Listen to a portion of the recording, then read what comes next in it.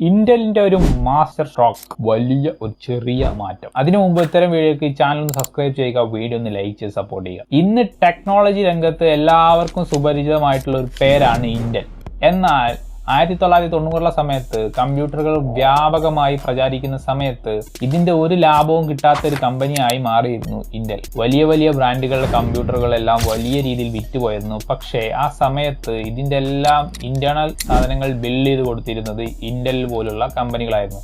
ഇത് പരിഹരിക്കാൻ ഇന്റൽ ഒരു ചെറിയ പണി ചെയ്തു. ഇന്റലിന്റെ പ്രോസസർ അല്ലെങ്കിൽ ഇന്റലിന്റെ ടെക്നോളജി ഉപയോഗിച്ച് വരുന്ന ലാപ്ടോപ്പുകളുടെ എല്ലാം കോർണറിൽ ഇന്റലിന്റെ ഒരു ചെറിയ ലോഗോയും ടൈറ്റിലും കൊടുക്കാൻ തുടങ്ങി. പതിയെ പതിയെ ഇന്റലിന്റെ ഈ സ്ട്രാറ്റജി മറ്റ് കമ്പനികൾ, പ്രമുഖ കമ്പനികളെല്ലാം തന്നെ അഡോപ്റ്റ് ചെയ്യാൻ തുടങ്ങുകയും ഈ ചെറിയൊരു പരസ്യം കൊണ്ട് ഇന്ന് ലാപ്ടോപ്പുകളുടെ ബ്രാൻഡുകൾക്ക് എത്രത്തോളം വാല്യൂ ഉണ്ടോ അത്രത്തോളം വാല്യൂ അതിന്റെ ഉള്ളിൽ പ്രവർത്തിക്കുന്ന ഇന്റലും AMD റൈസനും പോലുള്ള കമ്പനികൾക്കും ഇന്ന് മാർക്കറ്റിലുണ്ട്.